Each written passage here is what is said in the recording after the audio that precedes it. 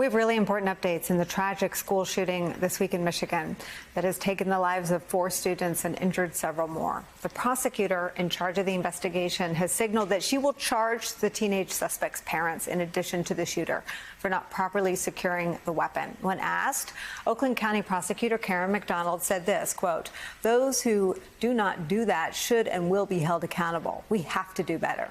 Gun rights advocates say this unusual move is essential in stopping the nation's epidemic of mass shootings. Those advocates are also speaking out against members of the GOP, who, as we reported yesterday, spoke on the Senate floor about the sanctity of life in the context of the abortion debate, but failed to mention the victims in Michigan for their lives. Fred Guttenberg, whose daughter Jamie was shot and killed in the Parkland shooting in 2018, took to Twitter to say this, quote, "Tell that to my daughter, you despicable effing liars. This is the last picture I took of Jamie the day before gun violence. The facts are that life continues after birth, and you refuse to protect living children. 4 more dead yesterday. What do you want to say about that?" Joining our conversation is Fred Guttenberg. He is the author of the book Find the Helpers, which is out in paperback. Sam Stein is still here. Fred, I just need you to talk. I read your tweets and I wanted to talk to you today. You know, I'm going to go back to your last segment with Sam Stein's son, because I love that. And the truth is, Sam, your son doesn't yet understand the fear of an active shooter drill. Your son doesn't yet understand the fear of going to school. And Nicole, I was on your show about 3 weeks ago, the day of the Second Amendment Supreme Court hearing, a day where they were literally arguing against the sanctity of life. And then yesterday, kind of like bookends, they were arguing for it. I am done with this BS, I'll clean it up from what I want to say, from these people, okay, who sit there and play these games that only result in more dead kids. They don't care about life after birth. You know, we do actually go on from the day that we're born. We parents, we fall in love with our kids on that day, and we would do anything. And that's when the politicians on the side that talks sanctity of life yesterday, they stop caring. Well, you know what? We have to be better than that, because it is not okay that we are going to raise a generation of kids who expect to be shot. Fred, every kid in every school in America goes through active school drills pretty little. I don't know if Sam's son does it yet, but my son did it by that age. He didn't know what it was, but he knew to stay away from the windows and be really quiet. Why doesn't that move politicians on the other side of the aisle? It moves people. It does move voters. I think there's a reason why we have a Democratic president, a Democratic House, and a Senate that teeters. And yet we have a side of our government that is despicable, that actually does not care. They do not govern. They do not care when we talk about kids in coffins. They do not care.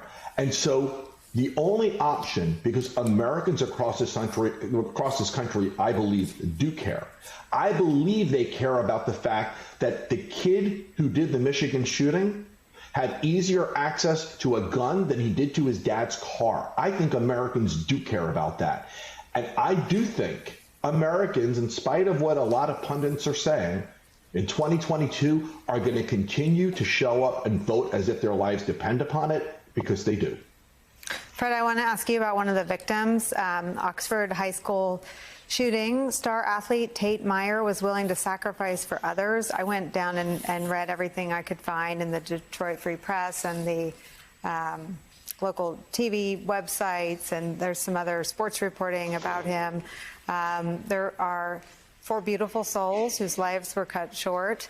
What do you have to say to their families today?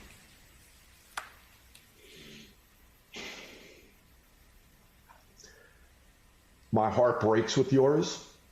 I do know what you're going through. I'm not going to tell you today how to feel, because none of this is going to make sense today. but I want you to know that when you are ready to speak and you want to know how to start putting one foot in front of the other again, that I am here for you. I will always be here for you. You have joined a miserable club that you should have never been part of.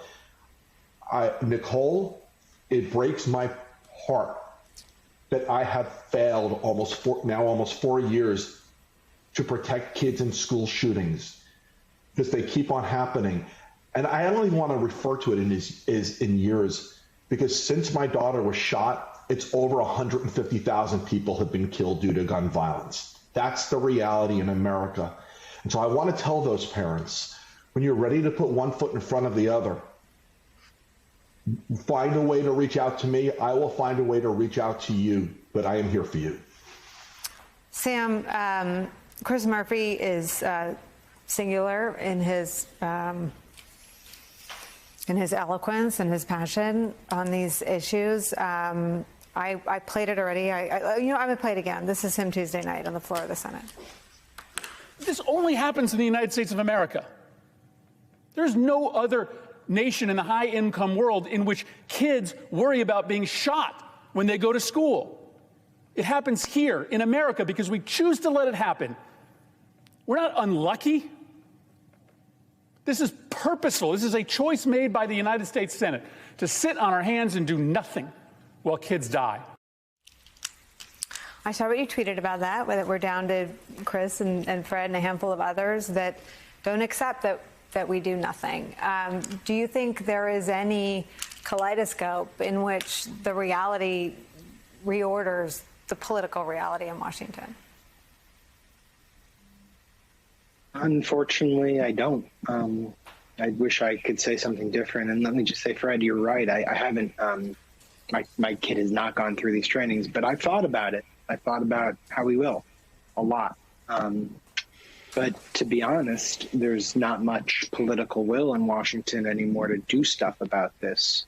I talked to Senator Murphy extensively about this, and he feels the same way Fred does, a sense of deep sort of moral failure, because he took it upon himself that this was going to be his cause.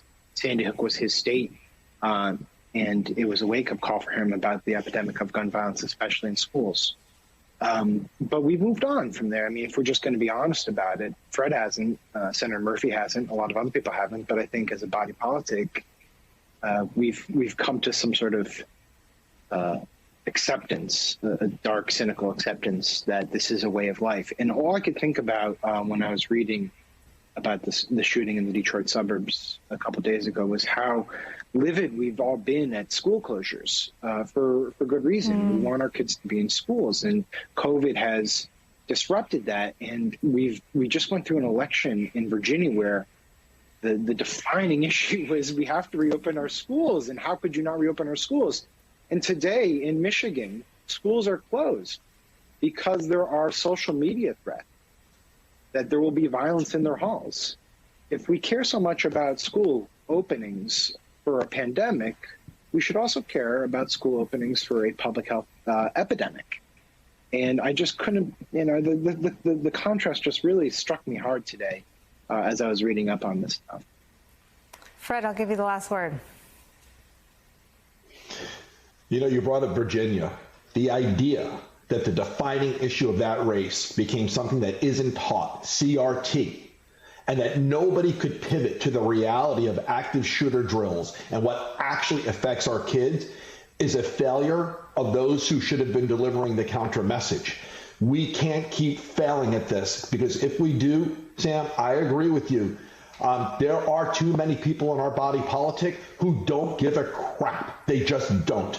But you know what? There's enough of us who do, who aren't going to stop fighting. And 2022, closer than we've ever been to being able to deliver gun safety legislation, we are also closer than we've ever been to losing the chance of ever doing so.